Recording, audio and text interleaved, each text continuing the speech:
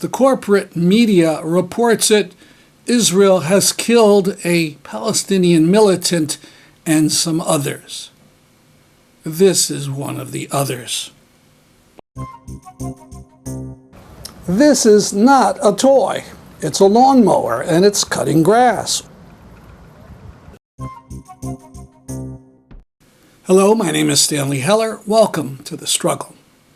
As we record, the Israeli government is bombing the Gaza Strip. 15 Palestinians have been killed. As the corporate media reports it, Israel has killed a Palestinian militant and some others. This is one of the others.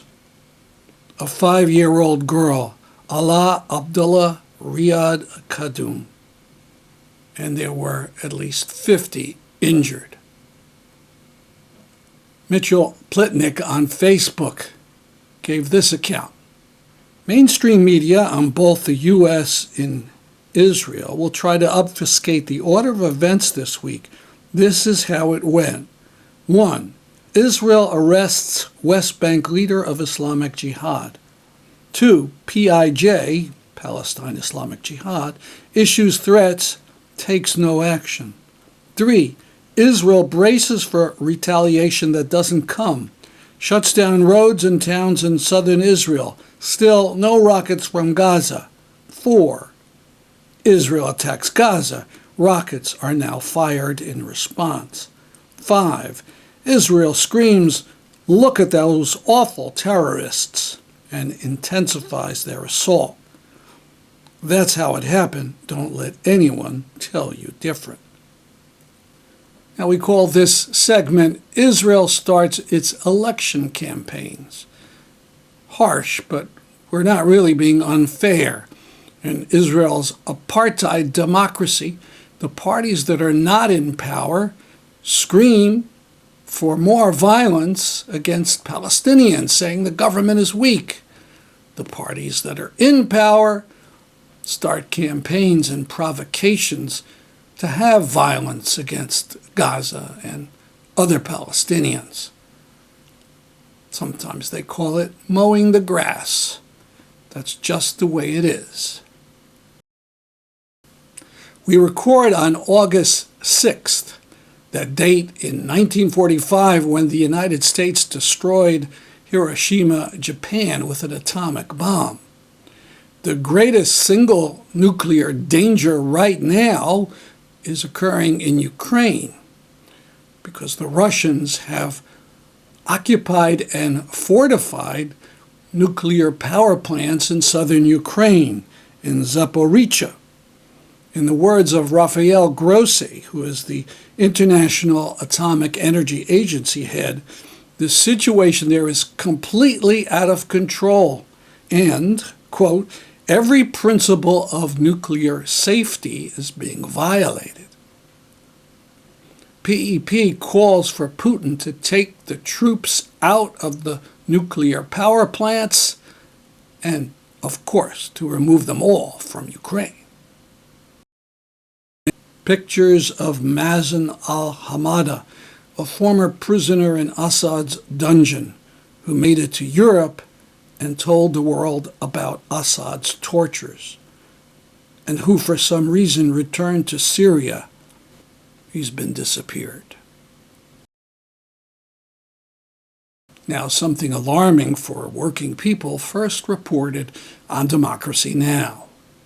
The National Labor Relations Board has ordered a union of striking coal miners in Alabama to pay $13.3 million in damages to the Warrior Met Coal Company 16 months after they walked off the job to protest huge cuts to their pay, pensions, and health care benefits. The NLRB cited the strike's financial toll on Warrior Met's labor and security costs, as well as, quote, lost revenues for unmined coal. In a statement, the United Mine Workers of America called the NLRB's ruling a slap in the face of workers and said it has no intention of paying the fine. Union President Cecil Roberts said, quote, "Is it now the policy of the federal government that unions be required to pay a company's losses as a consequence of their members exercising their rights as working people? This is outrageous and effectively negates workers' right to strike," he said. I looked into this a little bit more, and the union in Alabama actually signed an agreement with the company and the NLRB to allow the NLRB to assess the union for damages. The union assumed it would be things like damage to cars of scabs who had gone through picket lines, never dreaming that the NLRB would give the company everything it wanted and everything it ever dreamed of. $13 million. I can't imagine what kind of legal advice that union got. Pretty awful. At any rate, it's everybody's struggle now. If it stands, it's a terrible precedent.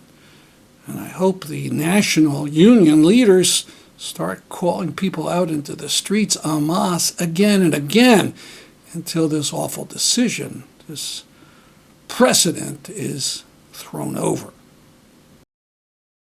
Now, as you know, Biden and Manchin have come up with a bill to give an enormous amount of money to the big companies to offer cheaper electric equipment and cars.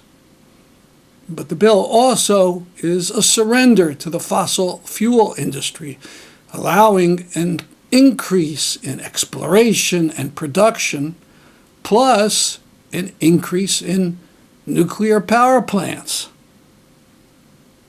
It's the old Obama strategy of all of the above on steroids. In Hartford, there was a protest led by 350 Connecticut and C3M, calling for an alternative for Biden to declare a climate emergency.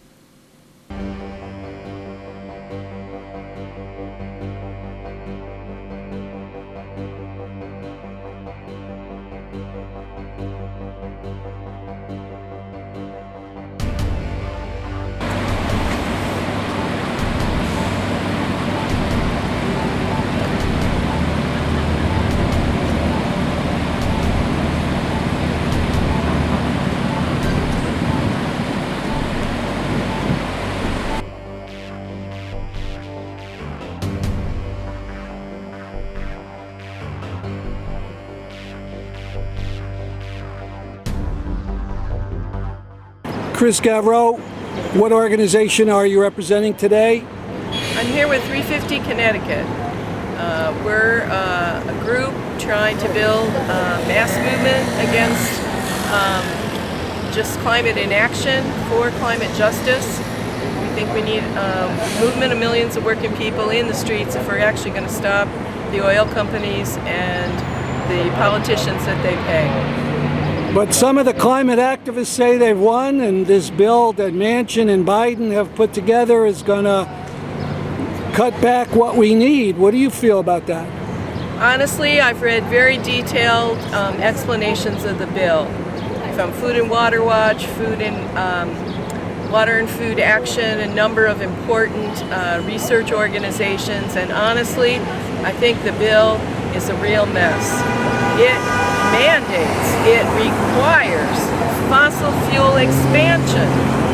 It requires the deregulation, easing of the regulations for pipelines and power plants. I mean, can you imagine? The whole world is burning, roads are peeling up, you can't, bridges are collapsing because of the heat in Europe and so forth.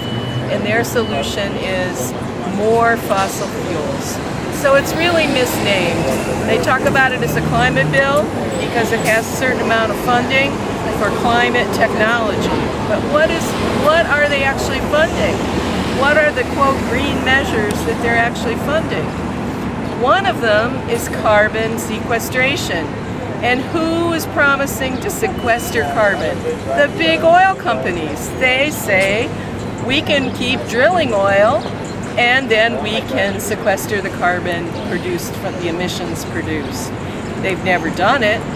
It's never been operated to scale, but the government is just giving them millions and millions and millions of dollars to try. The same people who have brought us to the near apocalypse. And they're going to approve a controversial pipeline across West Virginia, across 1,000 rivers or something like that? Yep, and it gives the go-ahead for that. It makes it much more difficult to stop the pipelines and so forth. On the other hand, what we're demanding is that Biden declare a climate emergency. Under a climate emergency, Biden could immediately stop all exports of fossil fuels. He could immediately halt any new fossil fuel extraction. He could take measures that require the production of all of the hardware necessary for clean renewable fossil fuels. He could take over U.S. factories like they did to wage World War II and turn those factories to producing exactly what we need to save ourselves from climate warming. So it sounds like a climate emergency is more than just words. It would really give them a lot of power. It would, though I have to say, getting him to declare an emergency would just be the first step, because we know what to expect from Biden. Without massive pressure in the streets, he collapses every time. He hasn't managed to do anything for working people since he's been elected, but we can push him, we can make it impossible for him not to take action if we really put thousands and thousands and millions in the streets repeatedly without interruption. Philip, why'd you come today with these various signs about climate? To get into people's heads that climate is a problem and that we should do something now. Because if we don't do something now, everything else we're doing will not matter. What do you think of the Manchin-Biden bill that is being talked about this week? Well, I'm trying to get word from the more independent experts as to whether it's worth the downsides of primarily the permitting of the pipelines. Apparently, the fact that some more leases isn't a big deal, and all the rest of it seems to be good, and we should back that.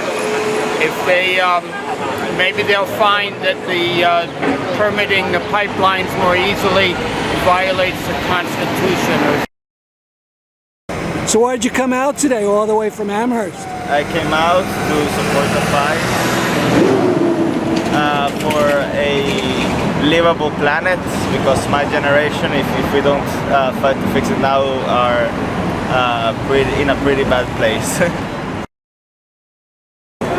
Alec, tell us about this project you're doing in Massachusetts.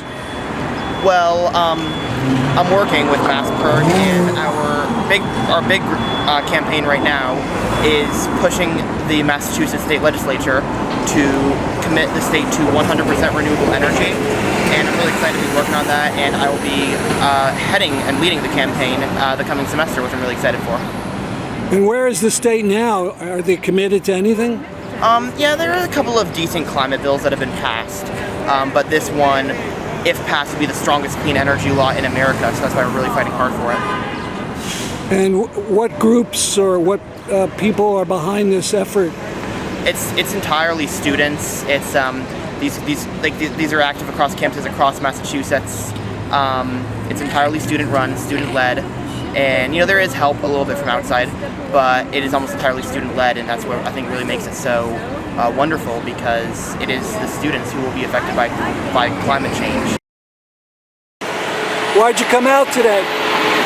Well, I saw something on Facebook and I said, sure, I'll be one of the anonymous people that shows up and shows support. But then when I broke my arm, I said I can't come unless somebody gives me a ride. So somebody did, so I'm here, and I'm hoping they'll also take me home. I hope Otherwise, so. it's a 2.5-hour walk. Oh boy. What do people talk about in Glastonbury about climate? Does it come up much, would you say?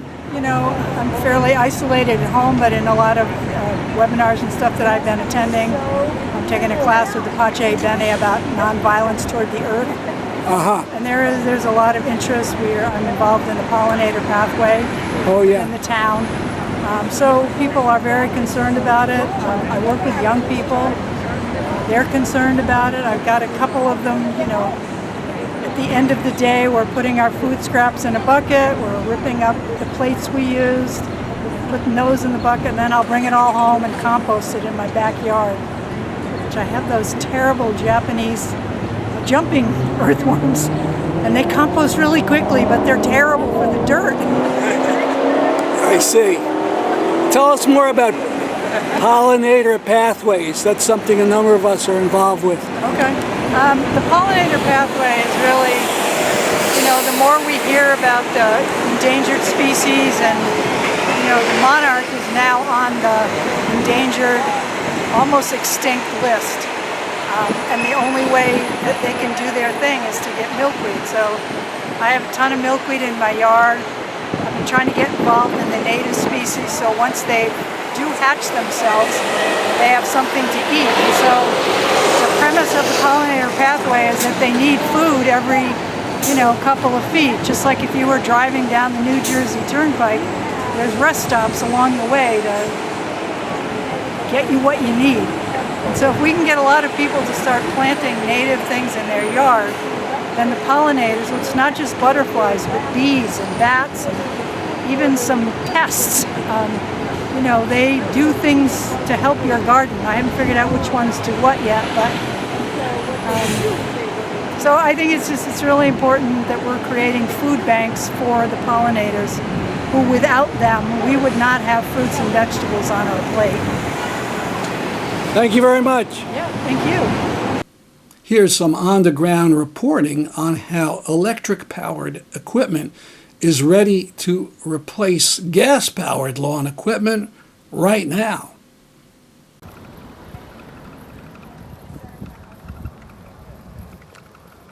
This is not a toy. It's a lawnmower, and it's cutting grass, almost silently and without any odor. We at Promoting Enduring Peace have been campaigning to get gas-powered lawn equipment replaced or eliminated. We've been relying for our facts on government reports and those from civic organizations.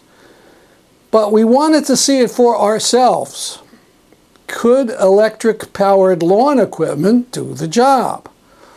We were in Greenwich, Connecticut at a fair promoting electric goods and came across the Geppetto Fiero company that was displaying their lawnmowers.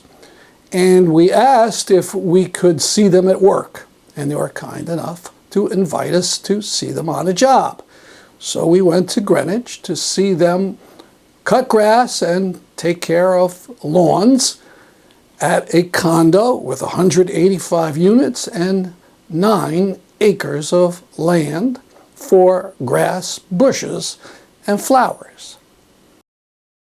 3 things interested us most about the equipment: noise, toxic exhausts, and emissions of global warming gases.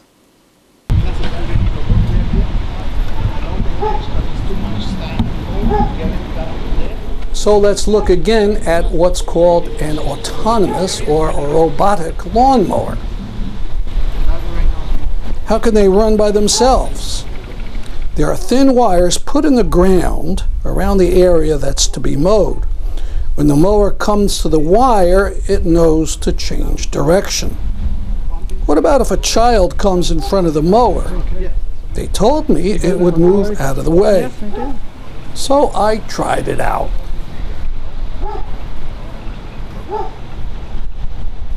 And it did not chop off any of my toes.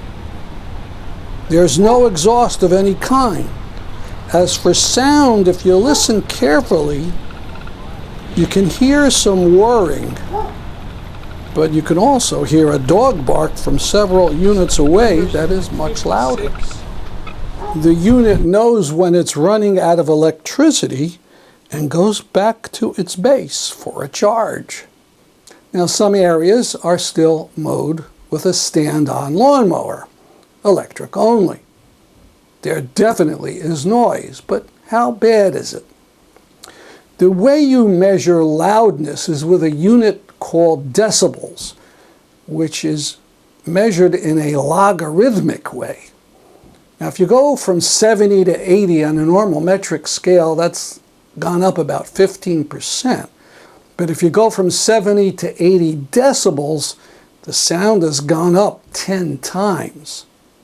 For example, the sound of a vacuum cleaner is 10 times the sound of people in a conversation.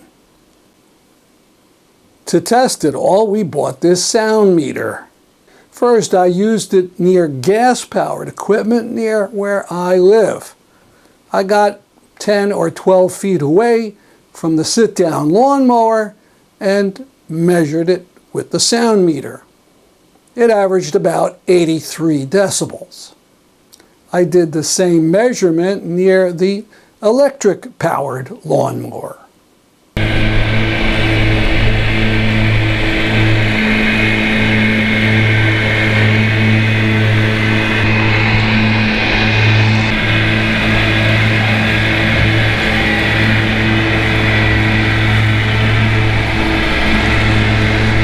Basically, it was 73. Around 72 decibels. That's 10 times quieter than the gas-powered model. Now to a hedge trimmer.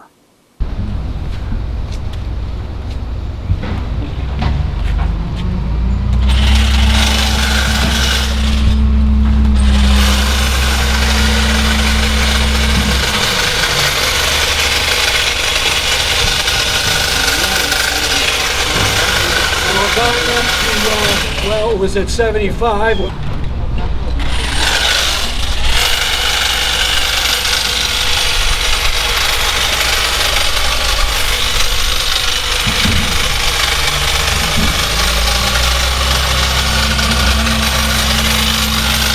So it hit 79, from about 2 feet away, 79 with the electric edge clipper.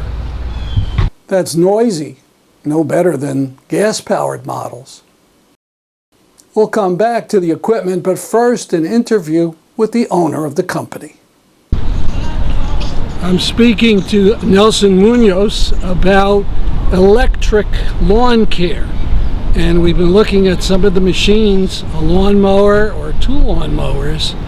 How long have you been using electric? For the last 3 years, we've been using electric, the robots and the machines, yes. And why did you move to electric? One is because places like this, there are condominiums where people live, and they're so big that we have to work every day almost on these condominiums.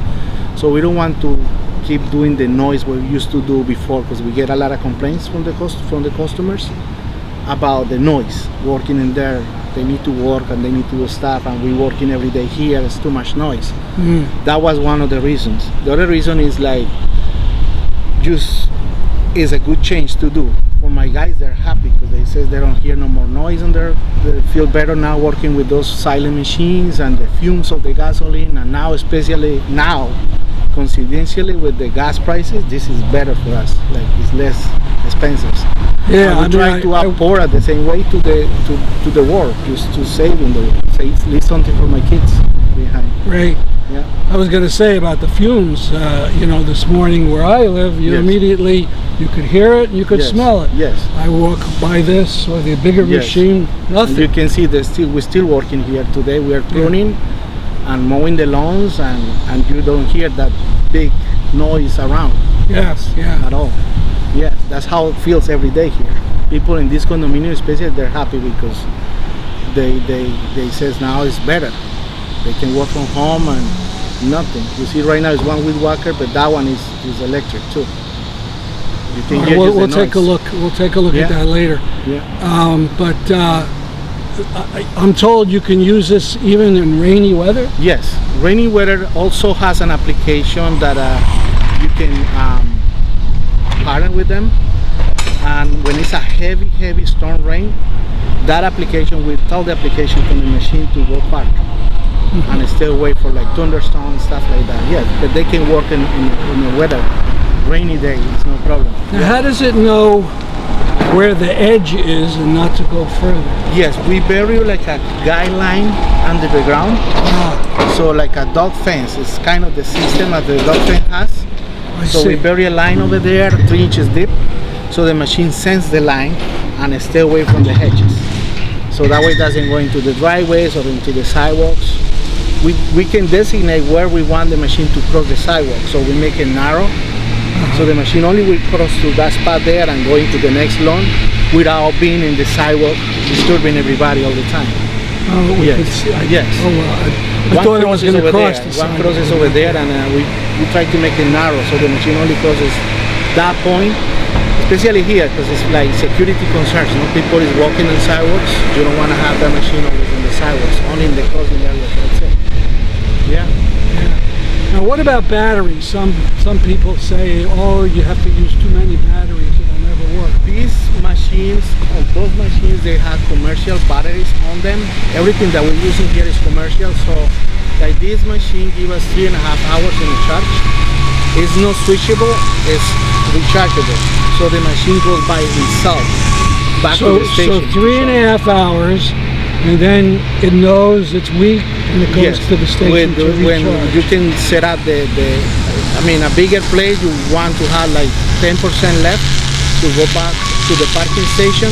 So you set up that in the machine, and the machine goes by itself into the park station, charge there for 1.5 hours, and then come back again and continue working on the area. How much can it do in one charge? In one charge, can do half an acre. After 3.5 hours, can do half an acre in one charge. Yes. Yeah. And every day is 1/8 of the grass, which is recommended so that can stress the grass with the mowing every day. It's not heavy, so it's not doing any compaction on the ground.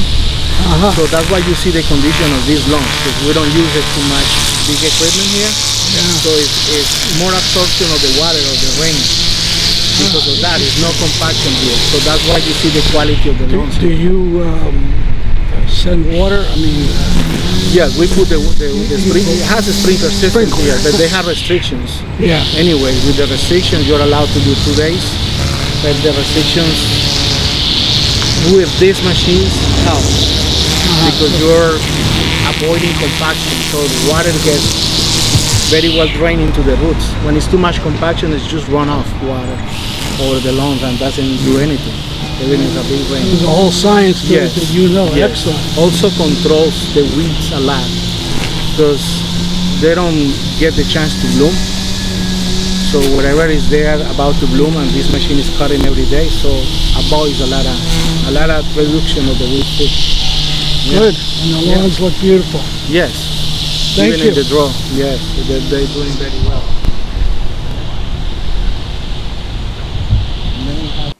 Now, weed whacking.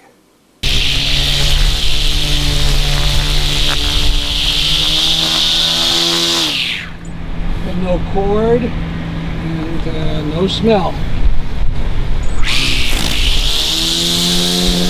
And finally, the blower.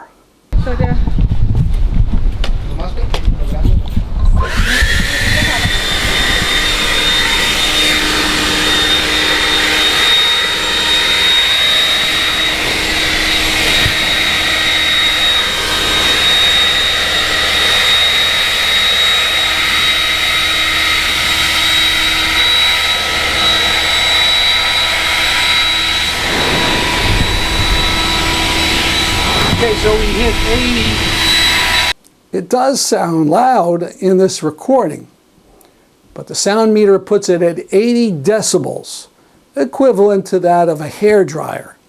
Compare that to the measurement I got when I got within 5 feet of a gas-powered leaf blower. Then the measurement was 95.5 decibels. Well over 10 times what I got from the electric-powered instrument. 95.5 is comparable to a nearby motorcycle. As you can see, the quality of work is first class. The company is at the condo complex 4 days a week, taking care of 9 acres of land without any chemical stink.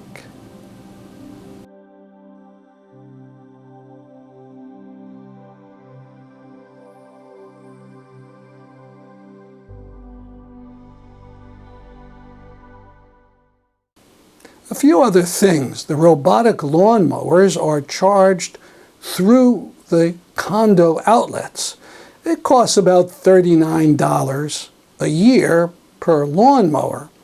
All the other equipment is taken to the company's truck, where it's charged in the truck using solar. Here's the truck. On top there are solar panels. Nelson Munoz says he gets 3,700 watts from the panels, enough to charge his equipment overnight. Munoz says he's planning on buying more equipment, so evidently he's making money with his business model. It's quiet, there's no smell, and as he says, he's thinking about the future world of his children. An all-electric lawn care company. It works. And take a look at and sign the PEP petition calling for Connecticut Governor Lamont to ban right now the use of gas-powered equipment on land directly owned by the state government. Find a link to it on the homepage of pepeace.org, 3rd section down. That's our program for today. See you next week at this time. I'm Stanley Heller for The Struggle.